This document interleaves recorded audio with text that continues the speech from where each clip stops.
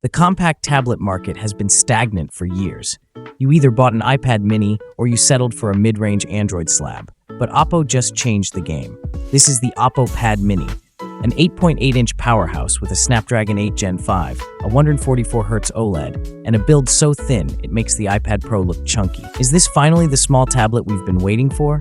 Let's find out. First, let's talk ergonomics. At just 5.39 millimeters thick and weighing 282 grams, this thing is incredibly light. Oppo went with a unibody metal design that feels premium. The bezels are symmetrical and surprisingly thin for a tablet. It fits in a jacket pocket, and more importantly, it's comfortable to hold for hours of reading or gaming. It comes in mint green, Monet purple, and space gray. The purple one specifically has this deep, iridescent finish that looks fantastic under studio lights. The screen is the main reason you'd buy this.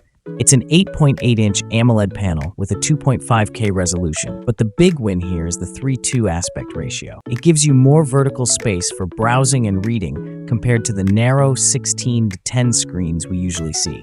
With a 144Hz refresh rate, everything is buttery smooth. And because it's OLED, the contrast is infinite. We're talking 1600 nits peak brightness, so HDR content looks stunning, and you can actually use it outdoors without squinting. They've also added a soft light mode that mimics paper, which is a godsend for ebook lovers. Under the hood, we have the Snapdragon 8 Gen 5. While it's the sibling to the Elite version found in larger tablets, it is perfectly optimized for this chassis. In our testing, it handled Gempact at a stable 60 FPS with zero thermal throttling over a 30-minute session. You can spec this with up to 12 GB of LPDDR5X RAM and 512 GB of UFS 4.1 storage. For a mini device, this performance is unheard of. It's essentially a flagship phone's power inside a much more usable canvas. As for cameras, you get a 13-megapixel on the back and an 8-megapixel on the front. They're fine for scanning documents or Zoom calls, but don't expect to replace your smartphone for photography. It runs ColorOS 16 based on Android 16. Oppo has nailed the large screen logic here. You get PC-level file management and great multitasking with split-screen gestures. But the real magic is the ecosystem integration. If you have an Oppo or OnePlus phone,